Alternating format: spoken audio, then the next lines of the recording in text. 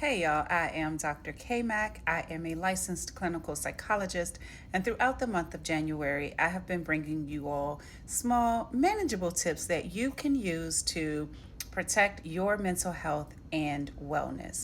As a clinical psychologist, I also provide couples therapy. It's actually like some of my most fulfilling work. And it's interesting with couples therapy because people come in and they are commonly talking about the five love languages. If you don't know what they are, a simple way of thinking about the love languages is how you give and receive love. It was developed by Gary Chapman, and it looks at acts of service, physical touch, words of affirmation, quality time, and did I say gifts? And gifts. Okay, so what I want you to do, because what I've found is that people will often talk about what they will do so that their partner knows that they love them. So this is what I'm doing because I want my partner to know how much I love them, how they will overextend themselves or be willing to change whatever behaviors to meet the needs of their partners. But sometimes people struggle with giving that same love to themselves. And so I want you to go get some pen and paper and reflect on these questions and then do a little bit of work for yourself. The first thing I want you to think about is, how do you know someone loves you? And I recognize that that may look and feel different whether you're talking about an intimate relationship with a partner versus a family member versus a friend. But just sort of think about, how do I receive love? How do I know when someone loves me? What does the energy feel like? What are the thoughts? Just give yourself some space to really reflect on what love feels like for you when you're receiving it. Then I want you to, question number two, then I want you to think about, how do you express love? So when you're giving love to someone else, what does that look like?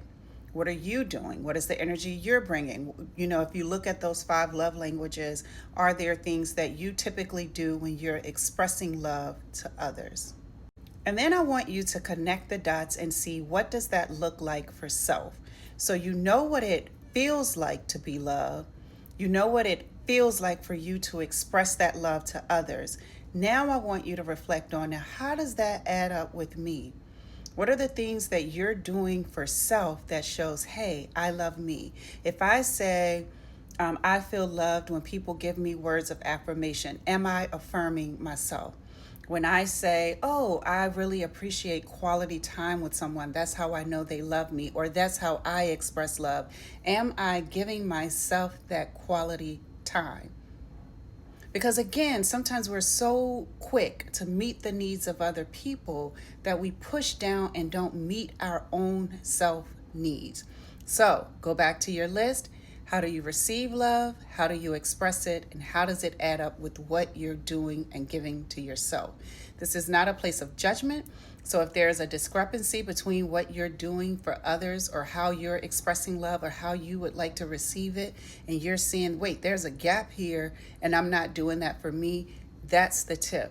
That's where you're going to put in some extra work. That's where you're going to focus, and then you're going to give that stuff right back to you. All right, y'all, let me know what you think. If you have any comments, please add them to the chat. Each one teach one.